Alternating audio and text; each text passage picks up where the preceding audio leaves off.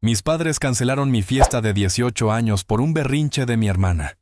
Así que me fui de casa en silencio y dejé que descubrieran demasiado tarde lo que acababan de perder.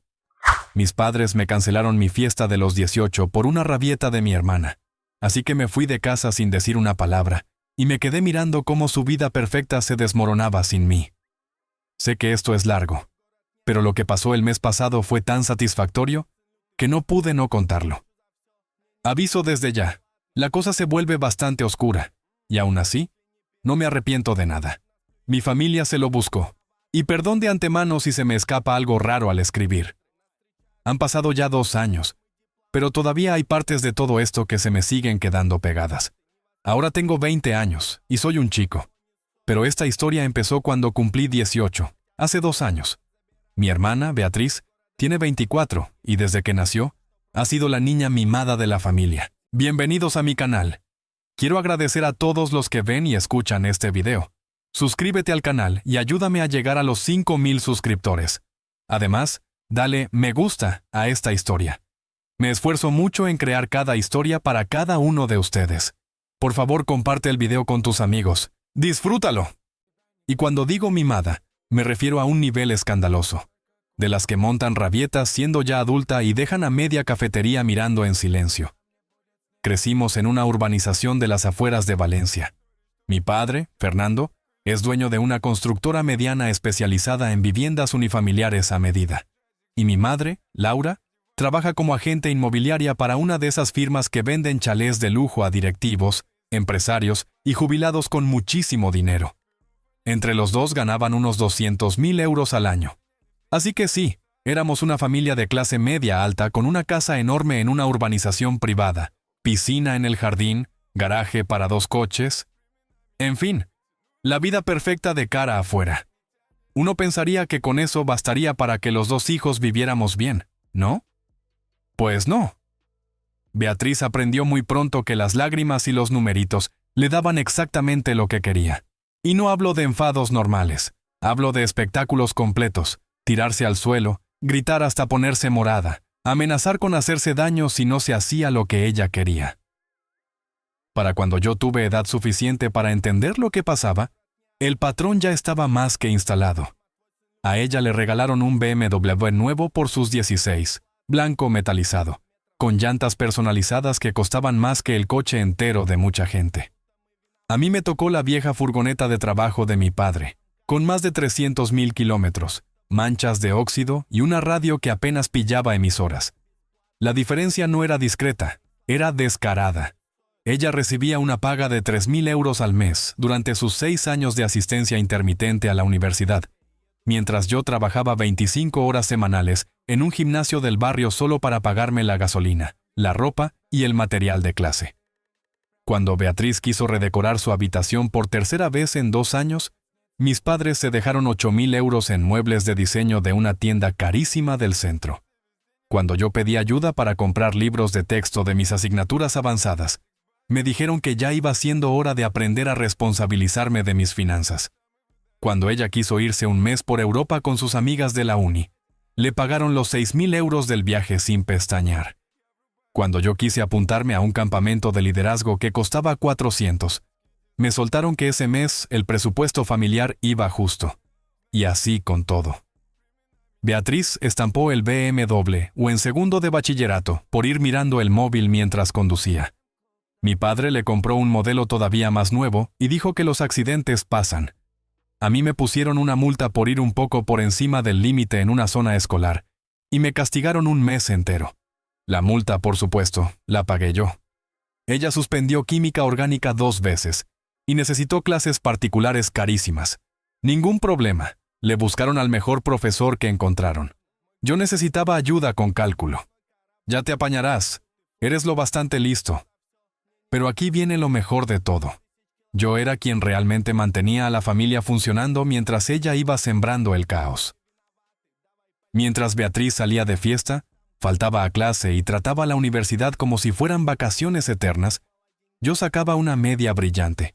Trabajaba a tiempo parcial, hacía voluntariado en una protectora de animales, daba clases gratis a chavales más pequeños, y me ocupaba de buena parte de las responsabilidades de la casa que, sinceramente, tendrían que haber llevado los adultos. Yo era quien se acordaba de pagar la factura del agua cuando mi madre estaba demasiado ocupada con sus clientes. Yo era quien recogía la ropa de la tintorería de mi padre cuando le dolía la espalda después de pasarse el día en las obras. Yo era quien hacía la compra, planificaba las comidas y se aseguraba de que hubiera algo decente en casa para las cenas familiares. Yo era quien limpiaba los desastres de Beatriz, a veces de forma literal, a veces no. Mis padres justificaban todo diciendo que Beatriz era más sensible y que necesitaba apoyo extra porque era emocionalmente frágil y todavía se estaba encontrando a sí misma. Mientras tanto, yo era el responsable, el maduro, el que podía con todo. Lo decían como si fuera un halago, pero en realidad era la excusa perfecta para darme menos atención, menos cuidado y menos apoyo. Convirtieron mi capacidad para aguantar en el motivo por el que podían dejarme siempre para el final. Cada vez que yo hacía algo bien, reaccionaban como si fuese lo mínimo, como si se esperara de mí, como si no tuviera mérito, como si cumplir, sostener y callarme fuera simplemente mi papel en esa familia. Cada vez que Beatriz la liaba, mis padres reaccionaban como si hubiera ocurrido una tragedia nacional y toda la casa tuviera que ponerse a trabajar para arreglarlo. Y lo peor no era eso. Lo peor era que me usaban a mí para resolverle la vida, solo para después entregarle a ella todo el mérito cuando las cosas salían medio bien. Cuando estampó su BMW o en segundo de bachillerato, yo me pasé el fin de semana entero ayudando a mi padre a revisar los daños, buscar piezas y pelear con el seguro. Cuando por fin aprobó química orgánica al tercer intento, llevaba meses explicándole yo conceptos básicos que debería haber aprendido años antes. Cuando la pillaron bebiendo siendo menor en una fiesta universitaria y acabó en comisaría, fui yo quien tuvo que ir a recogerla a las 3 de la mañana porque mis padres estaban demasiado decepcionados, demasiado agotados, demasiado superados para encargarse. Pero cuando Beatriz consiguió por fin sacarse el título en la universidad, 2 años tarde, ¿quién recibió los aplausos, los abrazos, las lágrimas de orgullo? Ella. Estamos muy orgullosos de cómo has sabido superar tus dificultades, decía mi madre, con esa voz suave que solo usaba con ella. Y yo, mientras tanto, seguía ocupando el mismo sitio de siempre, el becario no remunerado de la familia. Imprescindible para que todo siguiera en pie, invisible a la hora del reconocimiento. Servía para sostenerlo todo, pero no para importar. Durante años me repetí que eso cambiaría cuando cumpliera 18, que al fin sería mayor de edad, que entonces tendrían que empezar a tratarme como a un miembro de la familia en igualdad de condiciones, que por una vez, alguien vería todo lo que yo había hecho para mantener esa casa funcionando, mientras ellos volcaban toda su energía en su hija problemática y consentida. Me aferré a esa idea como un idiota. Pensaba que los 18 iban a marcar una frontera, que algo se iba a recolocar, que, aunque fuera tarde, me tocaría por fin un poco de sitio. No pude estar más equivocado. Hace 2 años estaba a punto de cumplir 18, y en teoría, aquello iba a ser importante. No era solo el cumpleaños, era la mayoría de edad. Faltaban pocos meses para terminar el instituto. Me habían admitido antes de tiempo en la Universidad de Valencia, con beca parcial gracias a mi expediente y a todas las actividades extracurriculares que llevaba años compaginando con el trabajo y con todo lo demás. Llevaba muchísimo tiempo imaginando ese cumpleaños. No por capricho, no por montar un espectáculo, solo porque por una vez quería ser el centro de atención por algo bueno. No porque estuviera apagando otro incendio de Beatriz, no porque estuviera cubriendo una vergüenza familiar. No porque alguien necesitara que yo hiciera de adulto mientras los adultos se desmoronaban. Quería que me celebraran por mí, por quien era, por lo que había conseguido. Así que les pregunté a mis padres si podíamos hacer una fiesta pequeña. Nada exagerado, nada caro. Solo familia, algunos amigos del instituto, del gimnasio donde trabajaba, unas 25 o 30 personas como mucho. Podíamos hacerla en el jardín de casa, preparar algo de comida, poner música y celebrarlo sin más. Incluso les dije que podía aportar dinero de lo que había ido ahorrando con mi trabajo. Y al principio, parecían de verdad ilusionados con la idea. Mi niño ya se nos hace un hombre, le decía mi madre a sus amigas y a sus clientes, como si de repente le hiciera una ilusión enorme. Mi padre incluso propuso alquilar uno de esos hinchables con obstáculos, de los grandes, porque le parecía divertido y un poco nostálgico. Durante semanas estuvimos preparando cosas. Enviamos las invitaciones con 3 semanas de antelación. Encargamos una tarta personalizada en una pastelería buena del centro. Planeamos un menú entero con hamburguesas, perritos calientes y acompañamientos.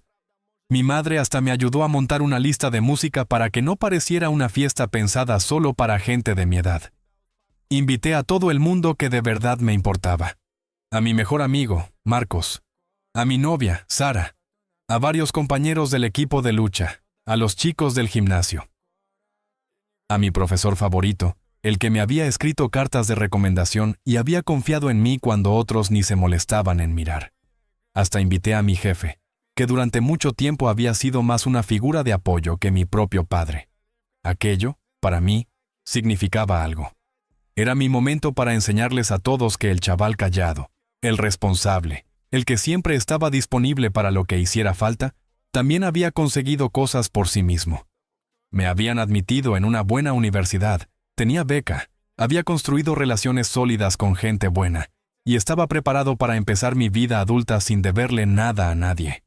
Y entonces, 3 días antes de la fiesta, el viaje de vacaciones de primavera de Beatriz a Ibiza se canceló. Llevaba meses preparando ese viaje con sus amigas de la universidad.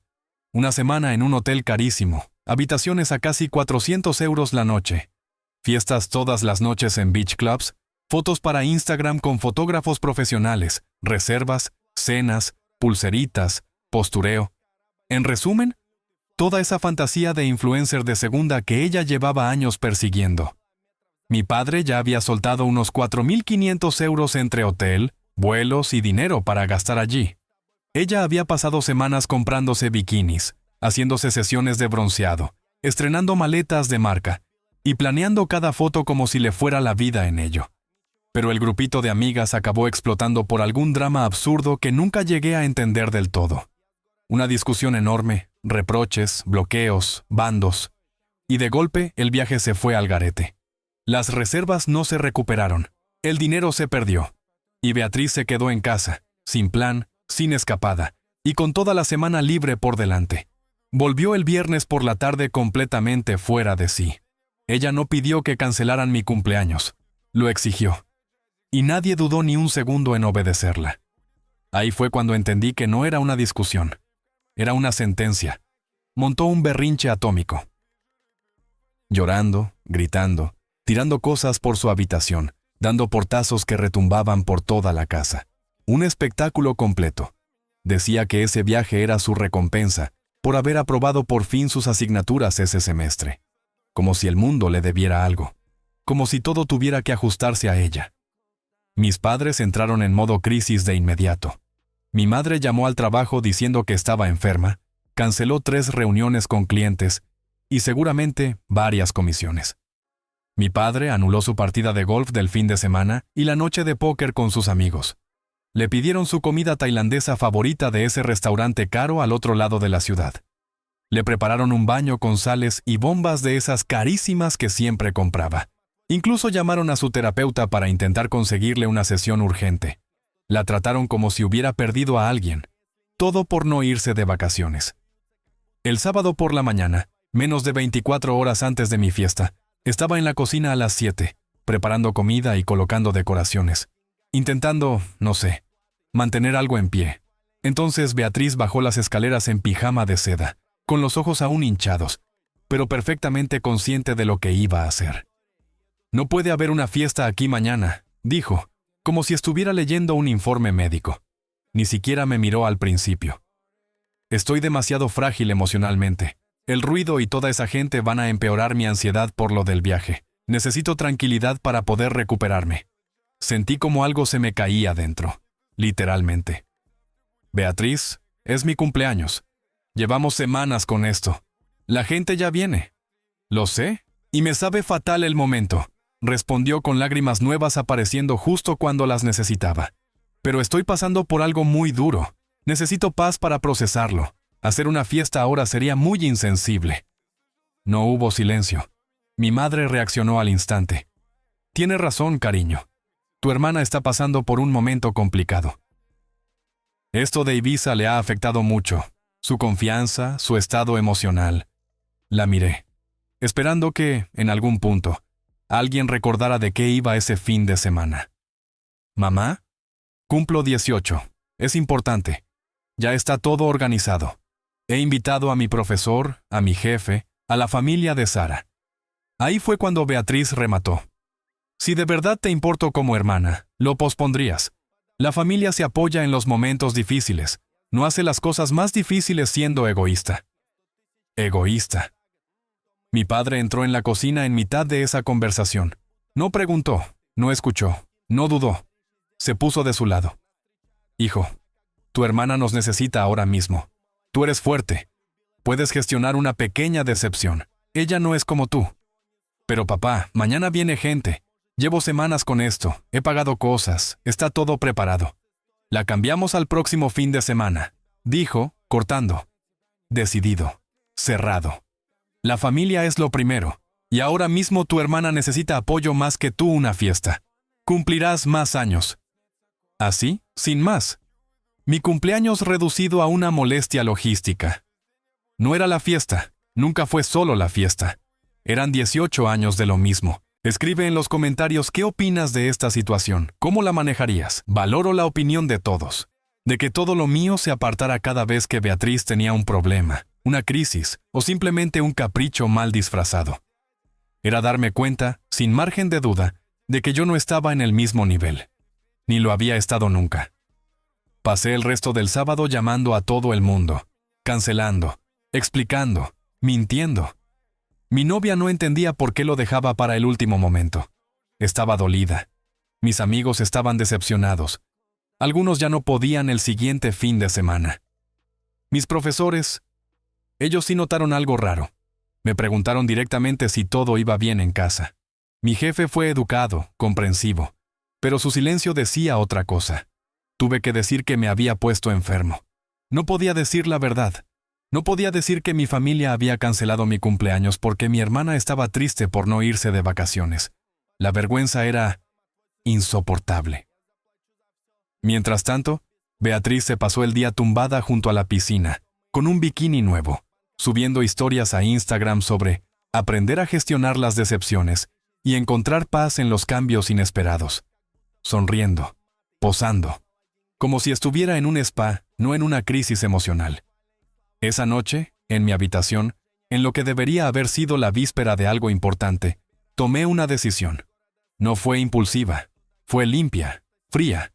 Ya no iba a seguir siendo el soporte invisible de esa casa, el que arregla, el que aguanta, el que sostiene. Se había acabado. A la mañana siguiente, mi cumpleaños de verdad, cumplí 18. Nadie lo mencionó, ni un felicidades, ni un desayuno especial, ni un gesto. Nada.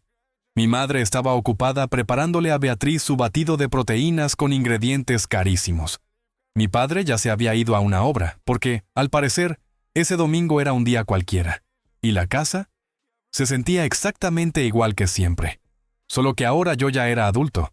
Y seguía siendo invisible. Se quejaba de que yo arruinaba el ambiente. El día que me habían borrado de mi propio cumpleaños. Y nadie le dijo nada. Ni una sola palabra. Alrededor del mediodía, Beatriz tuvo la cara de decir que mi actitud estaba estropeando la casa. Estaba en la cocina con su brunch perfectamente montado por mi madre, mirando el móvil como si nada. No es mi culpa que cancelaran tu fiesta, soltó sin levantar la vista.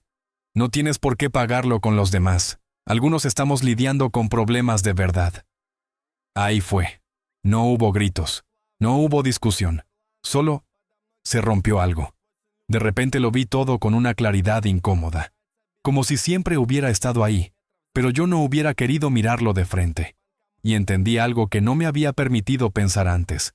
Tenía opciones. Tenía 18 años. Podía irme. Tenía dinero ahorrado de 2 años trabajando en el gimnasio.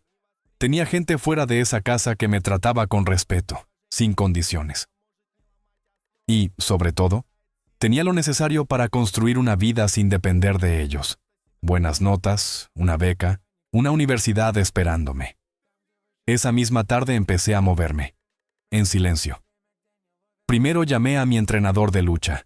Su familia siempre había sido cercana conmigo y sabía que tenían una habitación libre desde que su hijo mayor se había ido a la universidad. No entré en detalles, no hacía falta. Le expliqué la situación por encima y no dudaron. «Puedes venir cuando quieras», dijo su mujer al ponerse al teléfono. «Siempre has sido como uno más en casa». Luego llamé a mi jefe del gimnasio. Llevaba tiempo diciéndome que podía darme más horas si quería. Incluso había mencionado que otra sede necesitaba a alguien de confianza. Cuando le pregunté si podía ampliar mi jornada, no se lo pensó.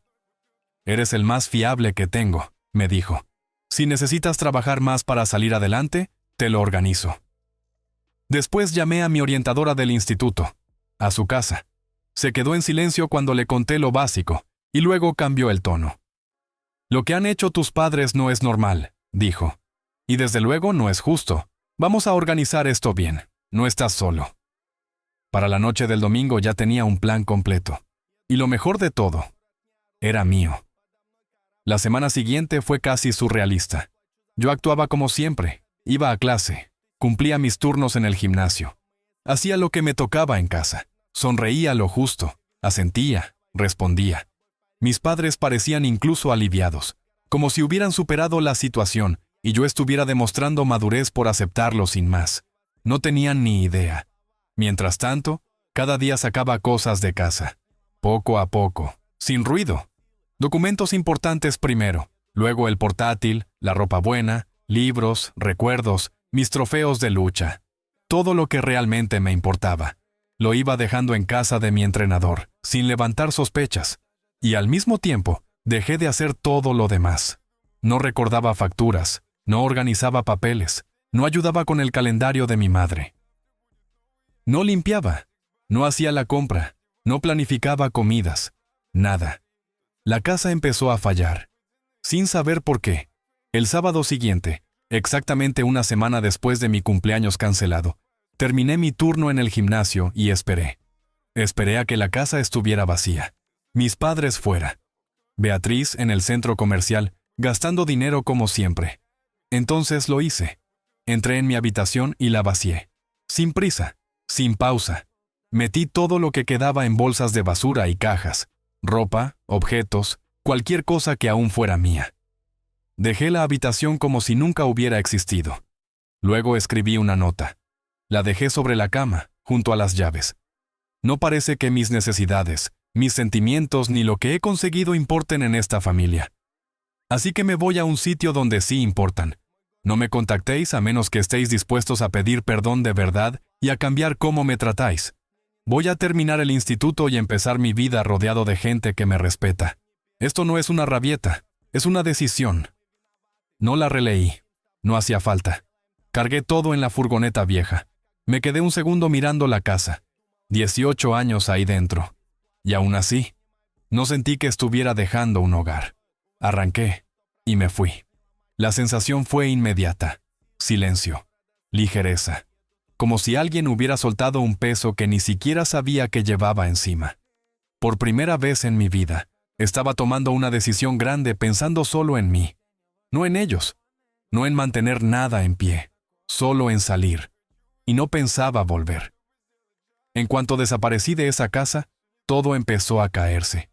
No poco a poco, no de forma elegante. Se vino abajo justo como yo sabía que acabaría pasando cuando ya no estuviera allí para sostenerles la mentira. Gracias por el apoyo. Y ahora sí, volvamos al desastre. Vivir con la familia de mi entrenador fue como caer en un universo paralelo donde a los hijos se les valora de verdad, se les escucha y se les trata con respeto. Celebraban que yo estuviera allí. Me preguntaban cómo me había ido el día. Me incluían en las decisiones de casa. Me trataban como alguien que aportaba, no como servicio doméstico gratis. Por primera vez en mi vida sentí lo que era vivir con gente que realmente quería que yo estuviera allí. Mientras tanto, mi familia original empezó a deshacerse sin mí, manteniéndolo todo en pie.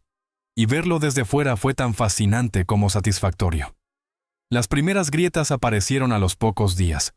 Yo me encargaba de casi todas las tareas invisibles que hacían que aquella casa funcionara. Recordar pagos, cuadrar citas, hacer la compra, planificar comidas, mantener un mínimo de orden. En otras palabras, sin su asistente personal no remunerado, el sistema empezó a fallar casi al instante. A las 3 semanas de irme ya habían dejado pasar el pago de la hipoteca. Les empezaron a caer recargos por retrasos en varias tarjetas. Y mi madre perdió un cliente importante porque se le pasó un plazo clave que yo, normalmente, le habría recordado. Pero el verdadero caos era Beatriz. Porque, sin mí, mis padres tuvieron que empezar a lidiar directamente con sus problemas en lugar de usarme como amortiguador, mediador y reparador de daños. Y Beatriz tenía más problemas de los que nadie quería admitir. Llevaban años acumulándose, como una bomba de relojería. Lo primero fue que suspendió 2 asignaturas ese semestre y la pusieron en probation académica. Sin mí para explicarle materia, ayudarle con trabajos y prácticamente hacer media parte del esfuerzo por ella. Estaba completamente perdida. Había dependido tanto tiempo de que yo le sacara las castañas del fuego que nunca aprendió a estudiar sola, ni a organizarse, ni a investigar, ni a cumplir con sus responsabilidades. Mi padre terminó contratándole un profesor particular carísimo, a 75 euros la hora, pero Beatriz empezó a faltar a las clases porque, según ella, no conectaba con su forma de enseñar. Después vino otro arresto, esta vez por robar en una boutique de lujo del centro. Al parecer, llevaba meses llevándose maquillaje, accesorios y ropa sin pagar. La pillaron intentando salir con un bolso de 300 euros y la tienda denunció. Mi padre tuvo que contratar a un abogado y soltar miles entre honorarios, indemnización y gastos judiciales. Y lo peor no era que robara por necesidad. No. Robaba porque le gustaba la sensación, porque pensaba que todo le pertenecía. Pero lo más devastador llegó después. Sin mí cubriendo huecos, justificando gastos raros o ayudando a cuadrar cuentas, mis padres descubrieron que Beatriz llevaba años robándoles a ellos también. Había estado cogiendo dinero en efectivo del bolso de mi madre, usando las tarjetas de mi padre para compras no autorizadas e incluso falsificando firmas en cheques. La cantidad total fue una barbaridad. Más de 35.000 euros en 2 años. 35.000. Dinero con el que podrían haber pagado mis estudios. Dinero que podría haber servido para darles estabilidad. Dinero que se fue en caprichos, mentiras y robos de la hija a la que jamás le pusieron un límite. Y aún así, en vez de obligarla a asumir por fin las consecuencias, redoblaron sus esfuerzos por seguir sosteniéndola.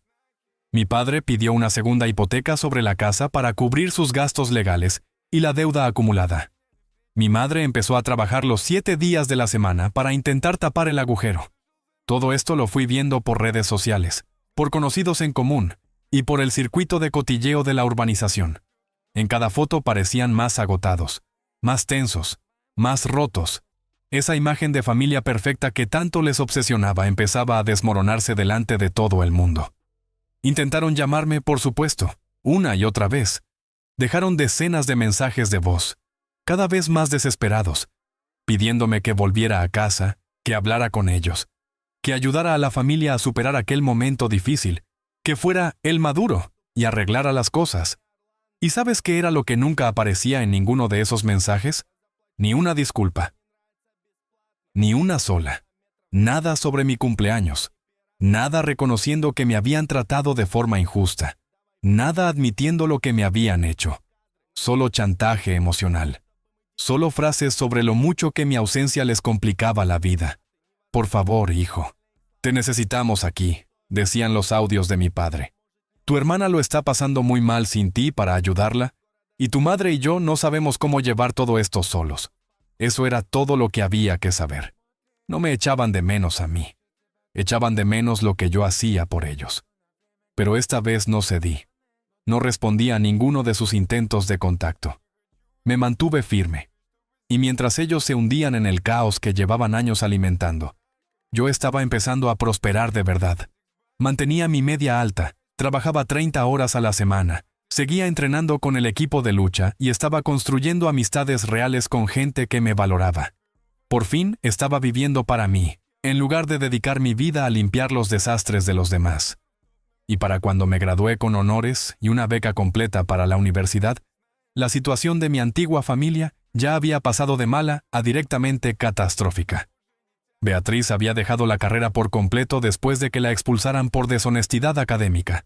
Cuando por fin la pillaron haciendo trampas, ya era demasiado tarde. No estaban descubriendo un error, estaban viendo quién era de verdad. Y aún así, mis padres siguieron intentando comprarle un futuro que ella llevaba años empeñada en destrozar. La descubrieron haciendo que otros alumnos le escribieran trabajos, pagando a gente para que hiciera exámenes online por ella, e incluso entregando ejercicios robados de estudiantes de cursos anteriores.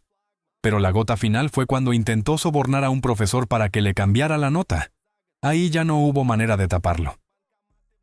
Mi padre, desesperado por salvarle la imagen y vender la idea de que todavía tenía arreglo, llegó a pagar 15,000 euros a uno de esos programas online turbios que prometen sacarte un título en administración de empresas en 6 meses. Obviamente era una estafa. Se quedaron sin dinero, con un certificado que no valía para nada y con más deudas. La carrera inmobiliaria de mi madre empezó a hundirse al mismo ritmo.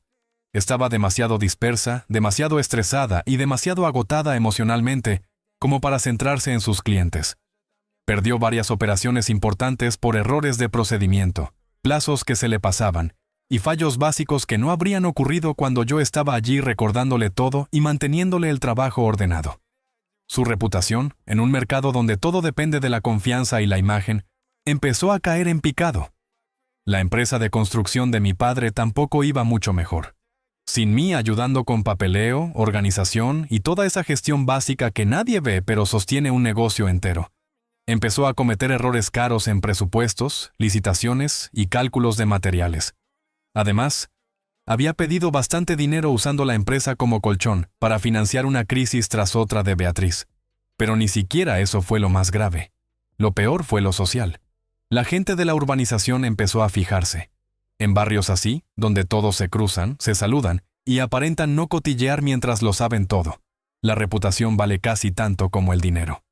Los problemas legales de Beatriz empezaron a circular porque aparecieron en registros públicos y en el boca a boca de siempre.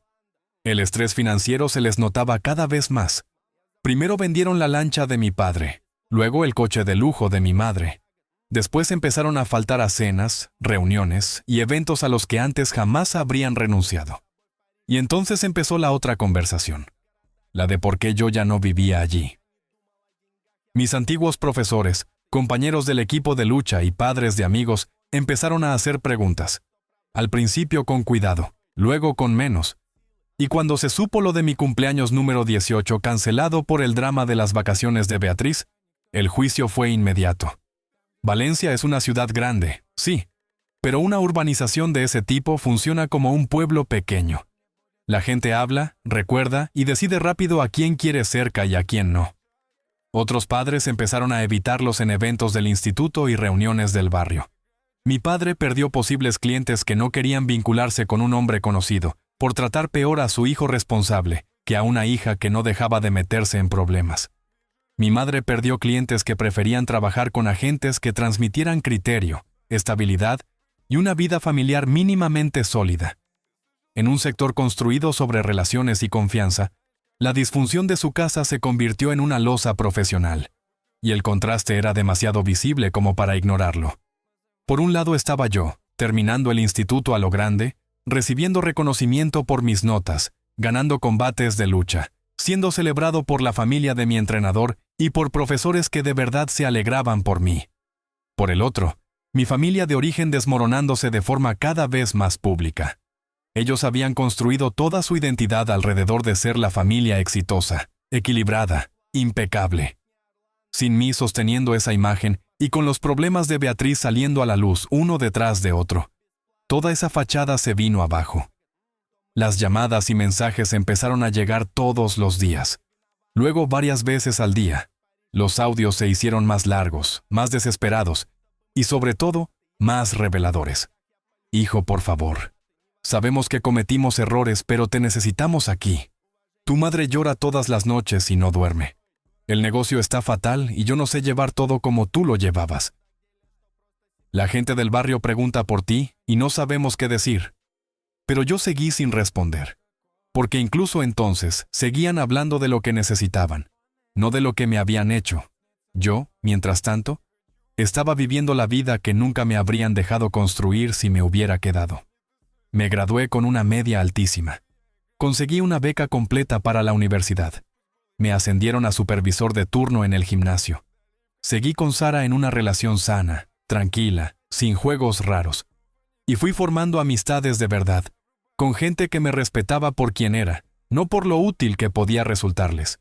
Y entonces, al empezar mi segundo año de carrera, unos 18 meses después de haberme ido de casa, Beatriz provocó la crisis más grande de todas, y esta vez destrozó lo poco que les quedaba de estabilidad económica y de prestigio. Se había aliado con un tipo que le metió en la cabeza que podía ganar dinero fácil invirtiendo en criptomonedas. No era una inversión seria, era un esquema piramidal de manual, una moneda falsa de esas que prometen rentabilidades del 500% en 6 meses a cualquiera lo bastante desesperado o bastante tonto como para creérselo. Aprovechando el acceso que todavía tenía a las finanzas familiares, Beatriz transfirió 45,000 euros de la cuenta de ahorro de mis padres a esa estafa. 45,000 euros. Era todo su fondo de emergencia, buena parte de sus ahorros para la jubilación y el dinero que pensaban usar para pagar la segunda hipoteca. Cuando la supuesta inversión desapareció, exactamente como era previsible, junto con los estafadores que la habían montado, mis padres perdieron en un golpe casi todo lo que habían tardado décadas en ahorrar. Pero ni siquiera eso fue lo peor. Durante el año anterior, además, Beatriz había ido acumulando deudas a nombre de ellos de forma sistemática, tarjetas de crédito que no sabían que existían, préstamos personales usando sus datos. Incluso un préstamo para un coche que ella destrozó poco después conduciendo borracha. Ya no era una irresponsable impulsiva. Se había vuelto sofisticada, sabía manipular, sabía usar el buen historial crediticio de mis padres, la información familiar y la confianza ciega que seguían teniendo en ella para sacar dinero que jamás le habían autorizado. Y cuando por fin se dieron cuenta del agujero real en el que estaban metidos, ya no quedaba casi nada en pie. Cuando por fin entendieron todo, ya no quedaba nada que salvar. Y lo peor es que, aún así, tardaron años en admitirlo. Para cuando descubrieron la magnitud real de lo que había hecho Beatriz, el agujero era brutal. Más de 80,000 euros en deudas a su nombre. Sumado a los ahorros desaparecidos, el golpe total superaba los 125,000 euros, suficiente para destrozar por completo su estilo de vida. La caída fue rápida, sin margen. Tuvieron que declararse en bancarrota. El crédito, arruinado. La reputación profesional, por los suelos. Se vieron obligados a vender la casa donde habían vivido 15 años. La casa donde yo crecí. La casa que siempre usaban como símbolo de que todo iba bien. Se mudaron a un piso pequeño de 2 habitaciones, en una zona donde nunca habrían pensado vivir. Perdieron la mayoría de sus cosas en el proceso, y con más de 50 años, tuvieron que asumir que empezaban desde cero. El negocio de mi padre no aguantó. Se vino abajo entre deudas, errores y problemas legales. Mi madre terminó trabajando para una gran inmobiliaria, ganando bastante menos, sin control sobre su trabajo y sin el respeto que antes daba por hecho. Pero lo financiero no fue lo peor. Lo peor fue Beatriz. Por primera vez en sus 26 años, tuvo que enfrentarse a consecuencias reales. Y no supo cómo hacerlo. No pudo soportar la idea de que todo aquello era culpa suya. No pudo manejar la vergüenza, ni la culpa, ni la presión. Se rompió. Volvió a vivir con mis padres en ese piso pequeño, y se volvió completamente dependiente. Necesitaba apoyo para todo. Emocional, económico, incluso para lo más básico del día a día. No aguantaba un trabajo más de unas semanas. No podía sostener una rutina. No podía funcionar como una adulta. Y mis padres, después de todo, siguieron sosteniéndola. Con 2 sueldos mínimos, manteniendo a 3 adultos, gestionando la bancarrota, viviendo al día. El estrés los destrozó. Después de 25 años juntos, se separaron a los 6 meses. Ya no podían más. Demasiada culpa, demasiado resentimiento, demasiados años ignorando lo evidente. Mi padre se fue a vivir con su hermano y empezó a trabajar en obras para empresas que antes eran su competencia, ganando una fracción de lo que había tenido. Mi madre cogió un segundo empleo en una tienda para poder pagar el alquiler. 60 horas semanales para sobrevivir. La familia perfecta desapareció. Y su reputación también. La gente que antes los admiraba empezó a verlos como un ejemplo claro de lo que pasa cuando nunca pones límites. Y entonces, el mes pasado, todo terminó de cerrarse, de la forma más limpia posible. Estaba en mi piso, cerca de la universidad, estudiando para los exámenes finales de administración de empresas cuando me llamó un número desconocido. Dudé en cogerlo. De hecho, estuve a punto de dejarlo sonar. Pero contesté. Era mi padre. Llamaba desde el móvil de mi tío porque yo llevaba más de un año con todos sus números bloqueados. «Hijo». Solo con escuchar su voz supe que algo había cambiado. Sonaba agotado, vacío, roto de una forma que nunca le había oído. «Por favor, no cuelgues. Sé que tienes motivos para no querer hablarnos nunca más. Pero necesitamos hablar contigo». Casi colgué. Estuve a punto, pero había algo en su tono, una fragilidad que no encajaba con el hombre que recordaba. Y me quedé. «Tu madre y yo lo hemos perdido todo», dijo. «La casa, el negocio, los ahorros, nuestro matrimonio, la reputación. Vivimos separados. Trabajamos en lo que podemos para salir adelante. ¿Y Beatriz?». Se quedó en silencio.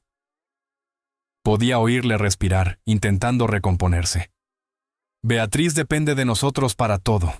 Y ya ni siquiera podemos mantenernos nosotros mismos». Otra pausa. «Sabemos por qué te fuiste. Hemos tenido 2 años para pensarlo, y sabemos que te tratamos fatal. Cancelamos tu cumpleaños por una tontería, y desde entonces todo ha ido cuesta abajo. Tú eras quien mantenía esta familia unida, y te tratamos como si no valieras nada. Eso, no me lo esperaba. No así».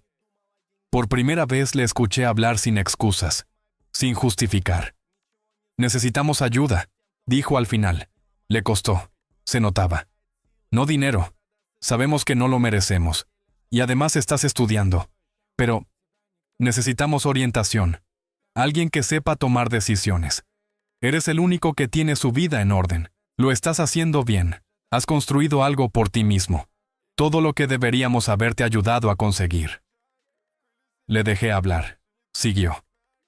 Habló de mis notas, de mi independencia, de cómo habían estado mirando mis redes desde lejos, de cómo presumían de mí con la gente, fingiendo que seguíamos teniendo relación. «Todo el mundo pregunta por ti», dijo. «Quieren saber cómo le va a nuestro hijo en la universidad, y nosotros hacemos como si siguiéramos en tu vida, cuando la realidad es que lo destruimos todo nosotros solos». Entonces pasó algo más. Mi madre cogió el teléfono, y estaba llorando. Mi madre lloraba al otro lado de la línea, pero ya no podía deshacer lo que habían hecho, y por primera vez no sentí la necesidad de consolarla. «Cariño, lo siento muchísimo», dijo entre sollozos. «Sé que no merecemos tu perdón, pero nos hemos dado cuenta de que tú eras lo mejor de esta familia, y lo tiramos por la borda. No sabemos cómo arreglar nada de esto sin ti. No sabemos cómo ayudar a Beatriz a convertirse en una adulta funcional. No sabemos cómo reconstruir nuestras vidas. Cometimos muchísimos errores, pero el peor de todos fue no valorarte cuando todavía te teníamos». Cuando terminaron sus discursos cargados de lágrimas, respiré hondo. Y les dije exactamente lo que pensaba, sin rabia descontrolada, sin temblar, con esa claridad que te da haber pasado 2 años lejos, construyéndote desde cero, aprendiendo lo que vale el silencio cuando ya no se usa para aguantar, sino para pensar antes de hablar. «Tenéis razón, no merecéis perdón». Se hizo un silencio inmediato. «Me cancelasteis mi cumpleaños número 18 porque a Beatriz le cancelaron unas vacaciones. Pasé toda mi infancia siendo el que resolvía todo, el que cargaba con la casa, el que hacía de asistente gratis mientras a ella le dabais absolutamente todo lo que quería. La consentisteis hasta convertirla en una persona incapaz de asumir responsabilidades, en alguien que ha destruido vuestra vida económica y personal, porque nunca tuvo que enfrentarse a las consecuencias de nada. Y lo hicisteis porque os resultaba más fácil seguir tapándolo todo que obligarla a madurar. Cuanto más hablaba, más firme me sentía, más tranquilo, más lejos de ellos. Pero aquí está la diferencia», seguí. «Yo ya no necesito a esta familia para sobrevivir. He construido algo mejor sin vosotros. Tengo gente que me valora, que me apoya, y que celebra de verdad lo que consigo. Tengo mentores que creen en mí, amigos que me respetan, y un futuro que estoy levantando con mi propio esfuerzo. No necesito volver a ser vuestro soporte emocional, ni vuestro solucionador de problemas. Al otro lado de la línea no se oía nada, ni una interrupción, ni una excusa. Y entonces dije algo que incluso a mí me sorprendió. Aún así, estoy dispuesto a tener una relación con vosotros, pero solo bajo condiciones muy concretas. Noté cómo ambos contenían la respiración. Primero, Beatriz tiene que buscar ayuda profesional seria y empezar a aportar algo al mundo en lugar de seguir siendo una carga para todos los que tiene alrededor. Tiene que conseguir un trabajo.